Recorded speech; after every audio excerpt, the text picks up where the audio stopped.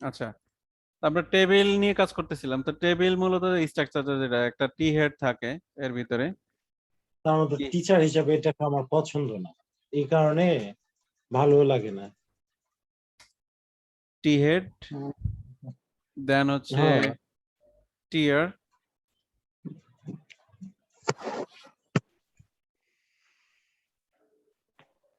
টিয়ার।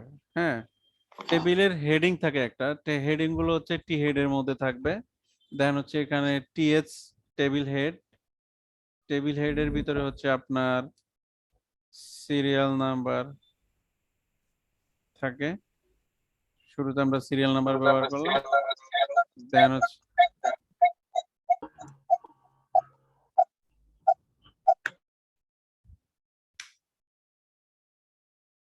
Serial number, দেন হচ্ছে name ব্যবহার করেন এখানে, বা হচ্ছে তারপরে আসতেছে আপনার নাম্বার,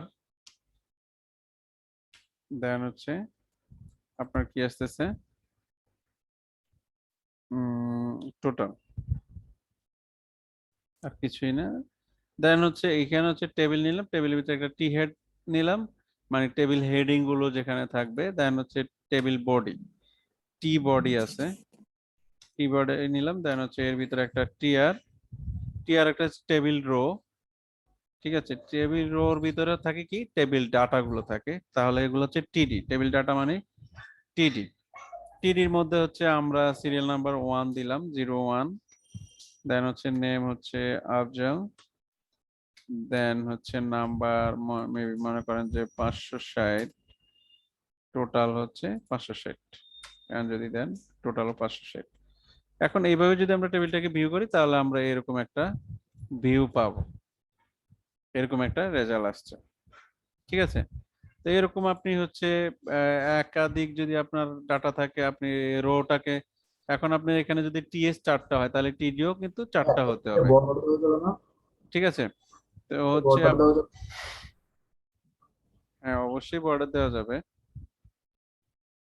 অবশ্যই বর্ডার দেওয়া যাবে। আচ্ছা, আমরা যদি হচ্ছে টেবিলের মধ্যে লিখি যে বর্ডার 1, তাহলে আশা করি আমাদের সবগুলো এই বর্ডার পেয়ে যাবে। ঠিক আছে, আর হচ্ছে এখন আপনার আরো যদি ডাটা থাকে তাহলে আপনি জাস্ট টেবিল রোটাকে ডুপ্লিকেট করবেন। ঠিক আছে, এখানে বলেন যে সোহেল। ঠিক আছে, ডাটা আপনি 800 দেন। ঠিক আছে, তো এইভাবে হচ্ছে আপনার এই ডে বাই ডে এটা বাড়তেই থাকবে। আপনার যত ডাটা থাকবে তত আপনি রো দিয়ে এখানে যদি আপনি 4টা টিএস ব্যবহার করেন তাহলে প্রত্যেকটা টিআর এর ভিতরে টিডিও 4টা করে থাকতে হবে। একটা যদি বেশি দেন তাহলে হচ্ছে আপনার জিনিসটা এমন আসবে। ঠিক আছে, এই জায়গাটা ফাঁকা থাকবে। ঠিক আছে, তো আপনি যদি ফিল আপ করে রাখতে চান, অনেক সময় কিন্তু ডিজাইন এরকমও আসে যে এখানে 5টা আছে, এখানে 4টা করে আছে, তাহলে এই দুইটা খালি থাকবে। ঠিক আছে, তখন আপনি ওইভাবে কাজগুলা করবেন। এবং আপনি টেবিল টি আর টিডির ভিতরে আবার চাইলে আপনি এই যে এখানে নেস্টেড টেবিলের কথা যেটা বলছে, নেস্টেড টেবিলের কথা যেটা বলছে, এই যে নেস্টেড টেবিল, আপনি চাইলে এর ভিতরে আরেকটা টেবিল ক্রিয়েট করতে পারবেন চাইলে। এই টোটাল টেবিলটাকেই আপনি যদি চান যে ডুপ্লিকেট করে নিতে, আপনি একটা টিডির মধ্যে দিয়ে দিবেন।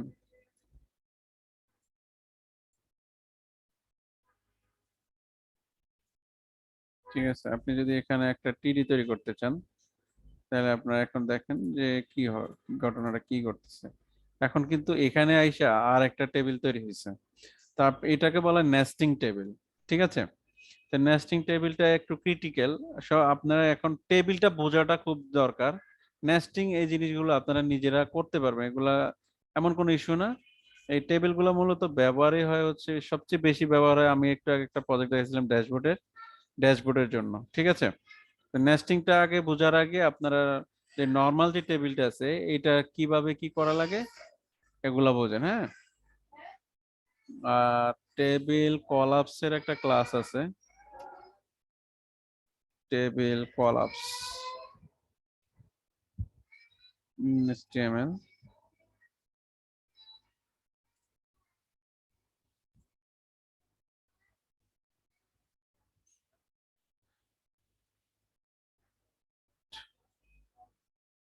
আর সিএসএস করে দিছে, যাক এটা ইস্যু না। আপনারা হচ্ছে বেসিক যে বিষয়টা, টেবিল দিয়ে আপনি অনেক কিছুই করতে পারেন। এখানে একটা, আপনি যদি এখানে একটা ইনপুট নেন, টেবিলের ভিতরে ইনপুট নিলেন, দেন হচ্ছে এখানে আপনি টাইপ দিলেন ডেট, ঠিক আছে? আপনার কিন্তু এখানে টেবিলের ভিতরে এই ধরনের কাজগুলো হয়। আপনি যদি ডেট দেন, তাহলে একটা ইয়ের ভিতরে কিন্তু আপনার এখানে ডেট দেখাবে। আপনি এখানে ক্লিক করলে ক্যালেন্ডার চলে আসছে। তো এই ধরনের অনেকগুলো বিষয় নিয়ে আপনারা কাজ করতে পারেন, ঠিক আছে? আচ্ছা, টেবিলের বিষয়টা আশা করি আপনারা মোটামুটি বুঝতে পারছেন। মার্কিউ ট্যাগটা ব্যবহার হয় আসলে কেন? মার্কিউ ট্যাগটা আমরা দেখছি যে অনেক ওয়েবসাইট আছে বা অনেক নিউজ চ্যানেল বা চ্যানেলগুলোতে আমরা যখন নিউজ পড়ে তখন দেখি যে নিচে দিয়ে একটা হেডলাইন যায়, ঠিক আছে? যাইতেই থাকে এক পাশ থেকে, হ্যাঁ। তো এই ধরনের ভিউগুলো দেখানোর জন্য আপনার মার্কিউ ট্যাগটা ব্যবহার করা হয়। তা আপনি এই মার্কিউ ট্যাগটা ব্যবহার করার জন্য শুধুমাত্র আপনি লেখেন যে মার্কিউ, দেন হচ্ছে আপনার বিহেভিয়ার। আপনি কিছুই সেট না করলেও আপনার এটা কাজ করবে। এর ভিতরে আপনি যতগুলা ট্যাগ দিবেন, হ্যালো বাংলাদেশ বা ওয়ার্ল্ড, ঠিক আছে, এই টাইপের আপনি যত কিছু লিখবেন সবকিছুই আপনার কিন্তু ডান দিক থেকে বাম দিকে, বাম দিক থেকে ডান দিকে, এগুলো সব বিহেভিয়ার আপনার চেঞ্জ করতে পারবেন আপনি চাইলে, ঠিক আছে? মার্কিউটা একটা এই ধরনের কাজে ব্যবহার হয়। আপনি যদি এখানে এই টোটাল টেক্সটটাকে H1 এর ভিতরে দিয়ে দেন, তাহলে কিন্তু এটা একটা বড়, একটু বড় করে দেখাবে আর কি, টেক্সটটা একটু হাইলাইট করে দেখাবে। এখন রিলোড করেন, তাহলে একটু বড় আসছে। HTML এর যে বাই ডিফল্ট যে ফন্ট সাইজটা আছে H1 এর, সেটা পাচ্ছে আর কি। এখানে কালার কুলার সবকিছু আপনি অ্যাপ্লাই করতে পারবেন, ঠিক আছে? আচ্ছা, ইউজিং স্ক্রিনশট এটা দরকার নেই আমাদের, হচ্ছে ফর্ম এলিমেন্টটা দরকার। ফর্মের এলিমেন্ট গুলো আসলে হচ্ছে আমরা আমরা ইনপুট ব্যবহার করছি, ঠিক আছে? ইনপুটের মধ্যে অনেকগুলো ফর্ম আছে, দেন হচ্ছে টেক্সট এরিয়া আছে। তো আমরা একটা ফর্মের ভিতরে আমরা যাই, একটা ফর্ম তৈরি করি। এখানে টেবিল নেওয়া হয়েছিল, আচ্ছা, এখানে টেবিল দিই,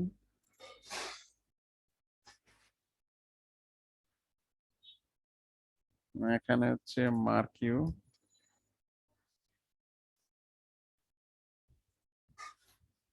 দেন হচ্ছে আপনার এখানে দিচ্ছি হচ্ছে ফর্ম,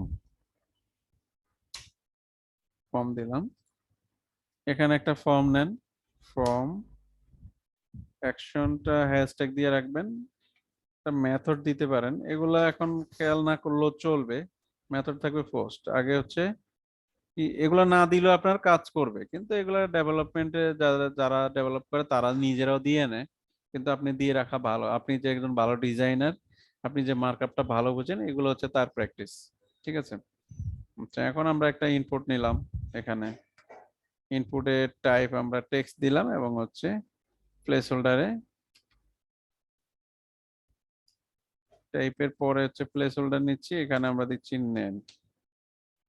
অবশ্যই ট্যাগটাকে ক্লোজ করে দিবেন এভাবে। দেন হচ্ছে একটা ইমেল নেন, ইমেল, আচ্ছা। দেন হচ্ছে টেক্সট এরিয়া, একটা একটা টেক্সট এরিয়া ব্যবহার করেন আপনি এখানে, টেক্সট এরিয়া মেসেজ লেখার জন্য। আইডি আমাদের আপাতত দরকার নাই।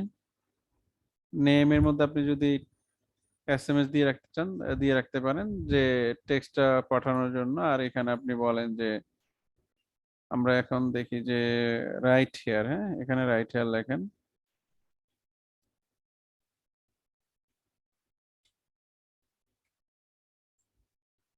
এখন রিলোড করলে এই যে আমাদের ফর্মটা আসতেছে। তো প্রত্যেকটাই একটার পরে পর আসতেছে, এটা শেষে এটা আসছে, এটা শেষে এটা আসছে। এগুলো প্রত্যেকটাই ফর্ম এলিমেন্ট, এগুলো আরো অনেক রিইউজ করা লাগবে, অনেক আপনার অ্যাডভান্স ভাবে এগুলো ব্যবহার করার প্রয়োজন পড়বে। তো আপাতত আমরা যেটা করব, এগুলাকে বিআর ট্যাগ ব্যবহার করে নিচে নিচে নিয়ে আসতে পারি, ঠিক আছে? বিআর ট্যাগটাকে অবশ্যই ক্লোজ করে দিবেন।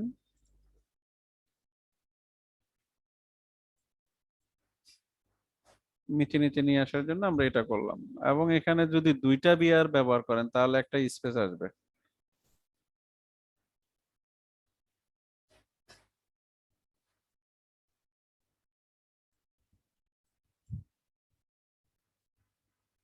তাহলে একটা স্পেস তৈরি হবে।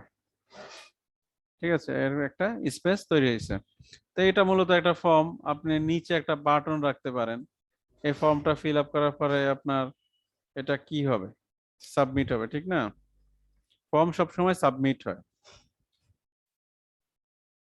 আর বাটনের একটা টাইপ দিতে হবে অবশ্যই, যেহেতু সাবমিট, তাহলে সাবমিট টাইপ, টাইপ হবে সাবমিট।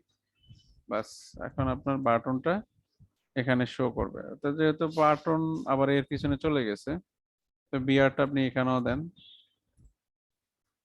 ঠিক আছে, এই তো সবশেষে আমরা ফর্মটা দেখলাম, এবং আমরা মোটামুটি সবগুলাই আজকে দেখলাম। তো এর মধ্যে যদি কারো কোনো কনফিউশন থাকে বা থাকে, অবশ্যই প্র্যাকটিস করবেন, প্র্যাকটিস করে বিষয়গুলো দেখবেন। কোনো সমস্যা থাকলে আমরা আগামী ক্লাসে তো অবশ্যই আলোচনা করব, এবং আজকে এখন পর্যন্ত কারো কোনো কোয়েশ্চেন থাকলে তারা অবশ্যই বলতে পারেন যে আমার এই সমস্যা আছে।